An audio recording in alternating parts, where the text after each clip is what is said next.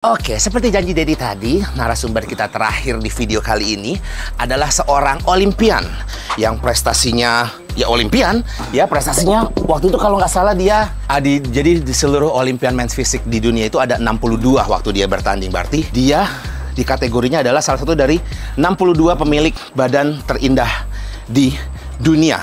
Level ya luar biasa. Wih, lagi main bicep curl juga. Cuman pakainya segini ternyata. Iya lah, nggak usah berat-berat. Oh gitu? Ngapain berat-berat? Saya tadi main yang segitu salah dong? Ah, enggak lah, nggak salah juga. Oh gitu. Cuma kan kalau misalkan bicep itu adalah sebuah otot kecil yang memang sejatinya tidak bisa dilatih berat-berat. Memang ada beberapa orang-orang khusus yang memiliki bicep yang sangat kuat. Apakah sampean termasuk yang kuat berat? Tidak. Oh gitu? Saya termasuk tidak. Gila, nggak aja segini ya? Saya termasuk tidak. Oke, Abang Chris Putra ya. Seperti yang kalian bisa lihat, dia bisa menyebut kalau di videonya itu sudah terkenal di Indonesia itu Bang Chris. Ini kita hari ini syutingnya ini di kediamannya beliau. Dia tidur di sini nih. Nah, sedikit di situ. Kalau lagi aktivitas ke situ. Jadi kayak Tarzan loh. Oke, Bang Chris boleh ceritain sedikit dong, kalau orang kan udah tahu Bang Chris itu siapa. Ini yang punya gym kampung, adalah seorang brand ambassador, seorang entrepreneur. Tapi mau ceritain dong ke teman-teman yang belum tahu di rumah, prestasinya Bang Chris tuh dari awal kayak ya merintis karir. Dari apa dulu, gimana terkenal dunia fitness, terus prestasinya paling jauh apa? Kebetulan saya terlahir bukan di kehidupan orang yang sangat luar biasa senang atau mewah ataupun sederhana juga enggak kebetulan gitu kan. Jadi memang saya terlahir miskin dari, udah gitu lah. Iya, tanda ini ya, tanda kutip ya, gak miskin. Usah malu. Ya. So, dulu Bang Chris itu agak struggle aja untuk masalah ekonomi itu, untuk menjadi seorang binaraga. Kalau misalkan kita sebut apa aja sih prestasi yang udah Bang Chris dapetin, waduh Bang Chris aja lupa. Ya kan, di rumah aja kalau misalkan teman-teman pernah lihat judul konten Bang Chris, gubuk kecil di kota Cirebon dengan 1 juta prestasi. Nah, itu gubuk paling kecil di kota Cirebon dengan medalinya banyak banget dan piagam itu sampai setebel ini loh. Dari jadi atlet gulat, atletik juga pernah, kemudian ikut senam lantai juga pernah, kemudian lanjut ke binaraga. Mulai fitness langsung nyari jadi binaraga? Apa enggak? Mulai fitness langsung pengen jadi binaraga, emang pengen jadi binaraga, pengen badan bagus kayak Mas Ade. Kalau waktu gulat, latihannya udah di gym apa latihan body weight aja? Oke, kalau waktu jadi atlet gulat itu awalnya tuh karena memang di sekolah, itu kan ada eskul gulat. Kelas berapa itu? Waktu itu SMP. Oh, SMP udah mulai main gulat. Udah mulai main gulat. Berarti SMP gulat, terus diseriusin jadi atlet berarti jadi SMA ya? Jadi atlet gulat. Jadi atlet gulat. Seminggu latihan juara kota, 2 minggu latihan juara provinsi. Anjir. Jadi atlet gulat waktu itu. Lulus SMA nge-gym? Lulus SMA udah, itu juga waktu jadi atlet gulat tetap nge-gym. Oke, berarti prestasi pertama di binaraga umur berapa? Prestasi pertama di binaraga di usia berarti di tahun 2013-an ya. Juara apa tuh? Itu juara kejuaraan biasa suplemen gitu. Tapi nggak juara 1 ya waktu itu, masih di body contest juga. Dan prestasi terakhir yang paling tinggi? Prestasi terakhir yang paling tinggi itu kemarin Olimpian. Ya, berapa sih pesertanya? Tadi gue bilang 62, benar nggak sih? 54 ya kalau nggak salah. 54. Salah. 54. Banyak yang ini kan, kemarin juga banyak yang bilang, Bang Chris peringkat keberapa?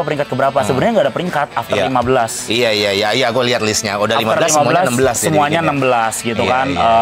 Kita, apalagi khususnya main fisik ya. Main fisik kan ada saya sama Mas Isai. Mas Isai kebetulan dapat nomor tag-nya 20. Saya dapat nomor tag-nya 47. Jadi bilangnya Bang Chris juara 47, Bang Isai juara nomor 20. Katanya udah di-update di sosial medianya dari Bang Isai. Saya tanya ke Isainya, enggak, saya aja nggak tahu peringkat keberapa gitu kan. Jadi Olimpiade tuh hanya di juara sampai 15, sisanya itu 16 gitu teman-teman semua. Jadi nggak ada urutan lagi selebihnya gitu.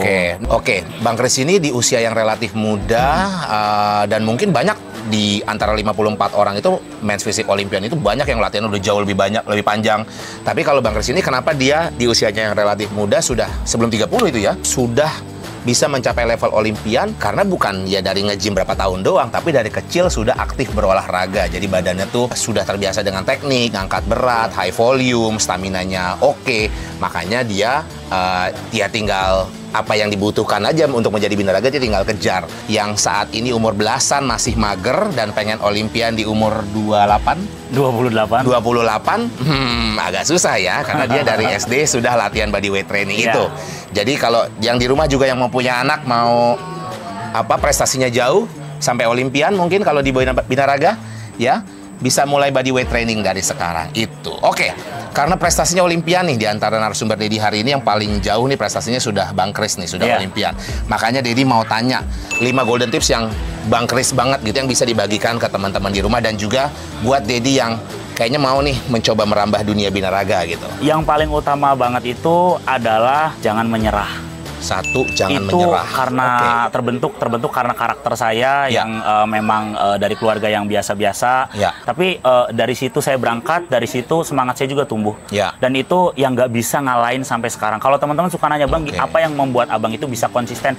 Saya selalu ingat masa lalu saya, dari mana saya berasal, dari mana saya tumbuh dan berkembang. Saya selalu ingat itu dan saya nggak pengen kembali lagi sana. Saya nggak pengen itu yang kembali bikin nggak menyerah. Saya nggak mau menyerah. Oke, jadi nggak ada. Karena kalau lu menyerah, lu kembali ke lu yang lama. Berarti proses hidupnya Bang Kris mengarahkan untuk jangan takut, jangan menyerah. Jangan takut, jangan menyerah. Dan itu membantu untuk dalam proses menjadi atlet ini. Jadi kunci nomor satunya betul, jangan menyerah. Yang kedua, golden tipsnya dari seorang Bang Kris, jangan menyerah. Dan kedua, kalau dari saya itu ilmu dasarnya itu seperti apa? Ilmu dasar perihal apa nih? Perihal latihan. Karena dulu saya nggak terlalu fokus kepada makan. Yang saya tahu itu adalah teknik latihan yang benar. Akhirnya saya maunya belajar latihan gitu. Kita bener-bener pelajari bener apa yang kita pengen. Kita harus tahu nih gimana strategi kita untuk bisa sampai ke sana. Jadi itu. Yang ketiga itu teman-teman juga memang kalau ketika pengen punya badan yang bagus itu emang ya setelah saya punya uang saya sadar bahwa memang nutrisi itu penting. Makanan itu penting.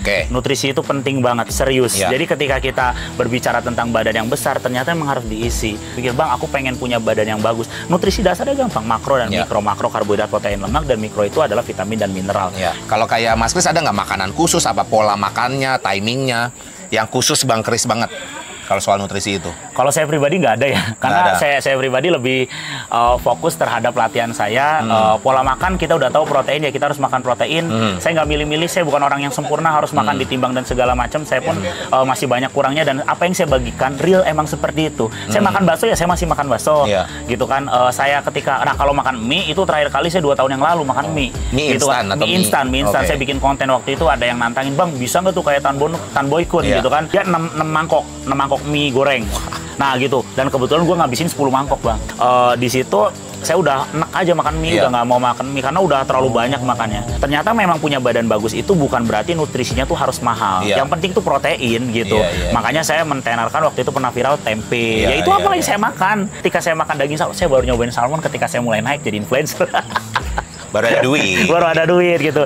Puasanya garam, gula, minyak, saya garam tetap makan sampai akhir. Gula minyak tapi enggak ya? Gula minyak aja enggak. Tapi kalau dia memang metodenya yaitu memang instinctive dieting. Dia tahu kapan harus makan, kapan harus ini, dan kapan harus makan banyak, kapan makan harus dikontrol. Jadi kayak misalnya tadi beliau bilang makan bakso, makan mie, ya tentunya tidak during cutting ya. Tentunya pas nggak cutting. Pas lagi nggak cutting. Yes, dan yang keempat, tadi Bang Kris nggak mau sebut, tapi saya aja yang sebut ya kan. Kalau saya yang sebut, kita diri ya kan. Sholat tahajud tengah malam, karena itu ngebantu dia untuk jadi lebih tenang, dan juga membantu merealisasikan apa yang jadi di mimpi, didoakan, itu jadi kedengeran ke atas, dan ke atas membantu mengabulkan. Selalu bawa dalam doa lah. Iya, selalu bawa dalam doa. Dan yang kelima, golden tips dari Mas Kris. Rumus kesuksesan saya sebenarnya adalah orang tua saya. Saya adalah generasi sandwich yang belum terputus.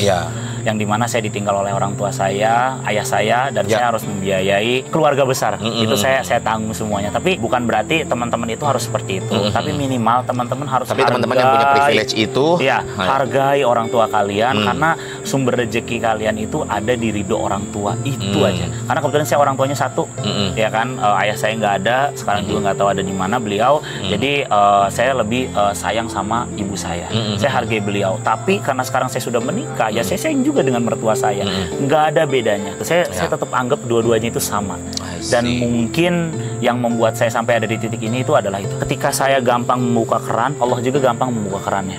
Keran rezeki itu. Menarik ya. Kita tadi ekspektasinya kan kurang lebih kan latihan ini akan kurang lebih sama, tapi ternyata tips-tips yang diberikan berbeda. Jadi Dedi belajar banyak banget hari ini, dan semoga kalian yang di rumah juga belajar banyak dari 3 pribadi narasumber yang kita wawancarai hari ini ya. Jadi boleh ditonton recapnya lagi tadi Mas Agung 5 golden tipsnya apa, Bang Dodi 5 golden tipsnya apa sebagai FBB Pro, dan Mas Kris sebagai Olimpian 5 golden tipsnya adalah yang dia sebut tadi. Yang pertama itu adalah pantang menyerah, yang kedua itu adalah teknik latihan itu harus hatam banget, dan yang ketiga itu pola makan harus paham banget protein buat kalian yang mau memulai, dan yang keempat itu adalah sholat tahajud, dan yang kelima itu adalah doa orang tua. Ya, jadi kejar ridho orang tua dulu. Ya. Terima kasih banyak Bang Kris atas tipsnya hari ini. Thank you. Ya. Udah banyak latihan kan, tadi udah capek kan nih Udah banyak latihan. Aman. Iya. Oke, gimana konten dari hari ini? Semoga membantu ya buat kalian yang punya mimpi mau jadi binaraga. Apa sih yang harus dilakukan? Kita sudah dengar perspektif dari seorang juara nasional, juara EIC, dan yang sudah sering juara langganan internasional juga. Kita sudah dengar dari seorang juara dunia WFF Pro dan seorang FBB Pro, dan kita juga sudah dengar dari seorang Olimpian, guys. Semoga kiranya 5 golden tips dari masing-masing atlet tersebut teman Dedi membantu buat kalian yang berada di rumah. Dan kalau misalnya punya mimpi untuk jadi seorang binaraga, kayak tadi Bang Kris bilang kan, you can start small, start where you are. Jadi nggak harus takut untuk bermimpi besar, ya, karena eventually kalau kalian cukup ambisius untuk mengejar mimpi kalian, suatu hari kalian juga bisa mencapai. Silahkan tinggalkan komen di bawah, like, comment, subscribe, nyalakan lonceng notifikasi, apalah itu pokoknya segala macem, dan kasih tahu Dedi kalian mau dibantu dalam aspek apa lagi di peruntungan kalian di dunia fitness, ya. Semoga kalau Dedi punya narasumbernya atau Dedi punya ilmunya, Dedi bisa bagikan, dan itu kiranya bisa berguna buat edukasi dan motivasi buat kalian semua. Sampai jumpa, ciao Bella.